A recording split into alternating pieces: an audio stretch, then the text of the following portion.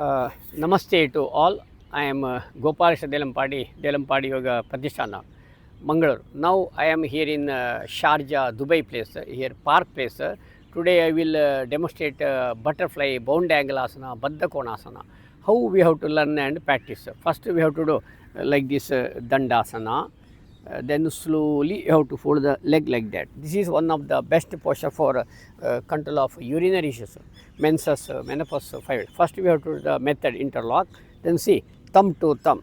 This is Baddha Konasana, bound angle. Like that we have to do.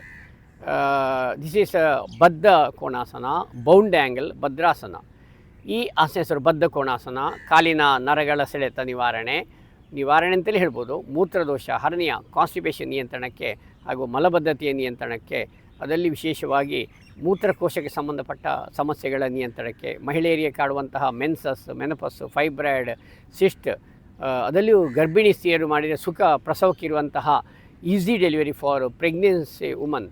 That's why this asana, if you have difficulty, those who have arthritis, knee pain, don't practice this asana, better to avoid. Suppose if you want, you can do like this, keep the leg like that, then do it hand like that, do it like that. This is bound angle, Bhadrasana, Titili, Baddha Konasana, Bhadrasana. So many name is there in this asana.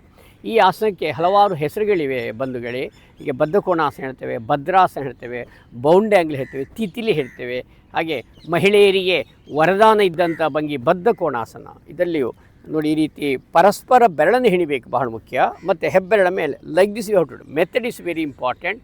Yoga not circus or magic. ಜೀವಾತ್ಮ, ಪರಮಾತ್ಮ, ಐಕ್ಯವಸ, ಈ ರೀತಿ ನಾವು ಮಾಡಿದ ವಿಶೇಷವಾಗಿ ಈ ಭಾಗಕ್ಕೆ, ಮೂತ್ರಕೋಶಕ್ಕೆ, ನರನಾಡಿಗಳೆಲ್ಲ ಸುಸ್ಥಿತಿಯಾಗಲಿಕ್ಕೆ, ದೇಹದಲ್ಲಿ ಒಳ್ಳೆಯ ಕೆಮಿಕಲ್ಸ್, ಒಳ್ಳೆಯ ಹಾರ್ಮೋನ್ಸ್ ರಿಲೀಸ್ ಆಗಲಿಕ್ಕೆ ಬಹಳ ಇದು ಅಭ್ಯಾಸ. ಆದರೆ ಅದರ ಮುಂದುವರಿದ ಹಂತ ನೋಡೋಣ. ಸೊಂಟ ನೋವಿದ್ದವರು ಮಾಡೋ, those who have back pain, don't practice. Exhale, slowly bend forward. See, like that we have to do. First you touch the forehead or chin, like that we have to stay normal breathe. 1 2 3, like that we have to do normally. Stretching is important. Inhale. See, this is the method. Beginners, they can do like this. Slowly you have to bend like that, slowly. Once you okay, then you can bend much also.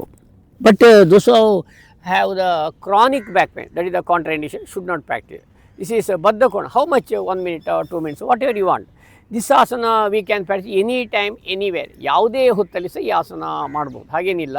ಊಟ ಮಾಡಿ ಸಹ ಮಾಡು, ಆದರೆ ಮುಂದೆ ಬಗ್ಗಬಾರ್ದು. ಇದಿಷ್ಟು ಬದ್ಧ ಕೋಣಾಸ ಬಗ್ಗೆಯ ಸಂಕ್ಷಿಪ್ತ ಮಾಹಿತಿ. ಬೇಕಾದರೆ ಒಮ್ಮೆ ಸ್ವಲ್ಪ ಹೊತ್ತು ರಿಲ್ಯಾಕ್ಸ್ ಮಾಡಿಕೊಂಡು ಮತ್ತೆ ಆ ರೀತಿ ವಿರಮಿಸಬಹುದಾಗಿದೆ.